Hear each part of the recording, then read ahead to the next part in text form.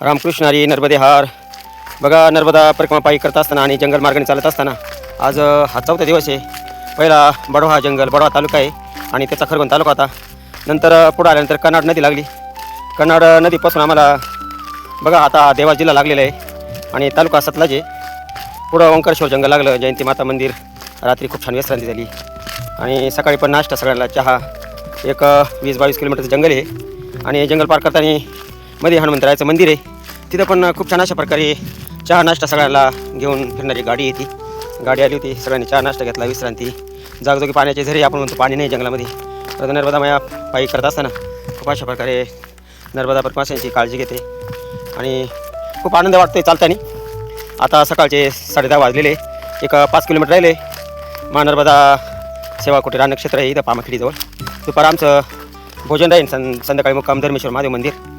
आणि बघा, हे जंगल आहे, घनदाट जंगल आहे पामाखिडी. संपल्यानंतर आता हे म्हणजे लक्कडकोट जंगल आहे. पामाखिडी पुढं आश्रम आहे, गाव आहे आणि ते गाव आल्यानंतर जंगल हे म्हणजे जवळ बऱ्यापैकी संपत. पुढं रोडने आहे, परंतु एवढं म्हणजे असा चालण्याकरता खूप अशा प्रकारे ऊर्जा मिळते या जंगलातून. माझ्या समेत आता हे माझे परमित्र नारायण सर चाललेले बघा. खूप अशा प्रकारे त्यांची पहिलीच परिक्रमा आहे. पंढरपुरात 4 महिन्याचा चातुर्मास केला आणि सलग ही नर्मदा मायाची वाट धरली त्यांनी.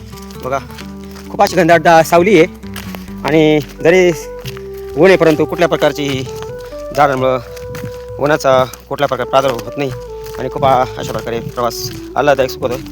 9 वाजेपर्यंत खूप थंडी होती आज. बघा बाबा, आता नारायण सर बोलतील 2 शब्द बोला सर.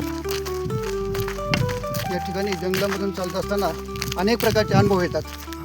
आता मध्ये एक हनुमानरायाचं मंदिर भेटलं, त्या ठिकाणी चहा पाणी झाला, नाश्ता झाला, परिक्रमावासियांना बिस्किट चहा वगैरे दिला गेला. त्याचबरोबर त्या ठिकाणी अनेक प्रकारचे पक्षीसुद्धा होते आणि ते पक्षी असे काही माणसाळलेले होते की ते आपल्या हातातून आपला चारा घेत होते. उदाहरणार्थ समजा हातामध्ये आपली भेळ असेल, लाह्या असतील, ते आपल्या हातातून प्रेमाने लाह्या घेतात, बिस्किट घेतात. इतके काय ते माणसाळलेले आहेत. ही एक मायाची किमयाच आहे. पण रस्त्याने चालताना ऊन लागतं, पण ऊन लागू नये म्हणून मैयाने एक प्रकारची आपल्यावरती छत्री धरलेली आहे. अशा प्रकारचा अनुभव या ठिकाणी येतो. म्हणजे आपण सतत सावलीमधून चालत असतो. मैया एक प्रकारची ही काळजी घेते की आपल्या भक्ताला ऊन लागू नये. तहान लागली तर ठिकठिकाणी पाण्याची सुद्धा व्यवस्था केली जाते. परिक्रमावासियांना भूक लागली तर नाश्ता मिळतो, वेळोवेळी पाणी मिळतं. जणू काय आम्ही आपल्याच घरी आहोत अशा प्रकारचा अनुभव या ठिकाणी येतो आणि मैया आम्हाला वेळोवेळी भेट देत असते. खूप अशा प्रकारे आनंदाने सुखाने आज जवळजवळ 2 महिने होत आले. खूप छान प्रवास चालू आहे नर्मदा परिक्रमा पायी करत असताना आणि खूप आनंद वाटतोय सांगायला बी. काही जे अनुभव आहे ते न सांगण्याजोगे आहेत, परंतु हे अनुभव आहे आणि अनुभव घेऊनच घरी जायचं असतं. सगळे अनुभव सांगायला गेलं तर जो आनंद येतो मावळतो. काही न सांगण्याजोगे अनुभव हे आत्मसात करायचं, कारण प्रत्यक्ष नर्मदा परिक्रमा पायी ज्याने केली त्यालाच तो म्हणतात ना, जे गर्भाचे डोळे ते मातेलाच. बाकी या गोष्टी सगळ्या बोलायच्या नाही, परंतु एक आनंद आहे, सुख आहे, समाधान आहे, जे घरी नाही ते नर्मदा मायाच्या वाटेवर आहे. बघा, खूप अशा प्रकारे रम्य वाटे, खूप पक्षे, झाडे, फुले आहे का नाही. तो कोबराय म्हणते की वृक्षवल्ली आमा सोयरे वनचरे पक्षी सुसरे आळविती. हो, तो कोबराय आपला आहे का नाही. याचसाठी वनांतरा जातो सांडून या घरा. हे वन, हे पक्षी, हे फुले, हे झाडे, हे छोटे छोटे पाण्याचे झरे खूप काही मनाला सांगून जातात महाराज.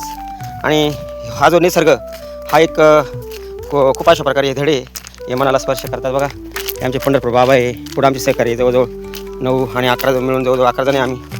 अशा प्रकारे हा अनुभव आहे, एक आनंद आहे. तुम्हाला जर घ्यायचा असेल तर एक आयुष्यात नर्मदा परिक्रमा एक करावा ही माझी विनंती आहे.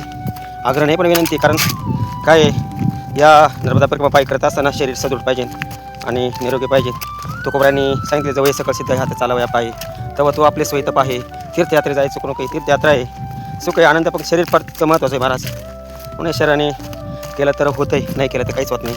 हेच आपल्या भक्ती करता, परमार्था करता, देवा करता, नर्मदा माया करता हे कारणे लावायचं आहे. अशा प्रकारे हा अनुभव सरांनी सांगितला आणि मी थोडे 2 शब्द बोललो. चुकलं माकलं मातीचं अंतकरण करून या बाळावर अशा प्रकारे काय करा, तुम्ही गोड मानून घ्या. नर्मदे नर्मदे नर्मदे. हे आपले हाके ही आणि ऊर्जा आहे ही कायम टिकते बरं का. ह्या ऊर्जेमुळे आम्ही जवळजवळ सुरू झाल्यापासून तर आता जवळजवळ नियमावर 2 दिवस आलेले. खूप छान प्रकारे बाबांचा आदेश आहे.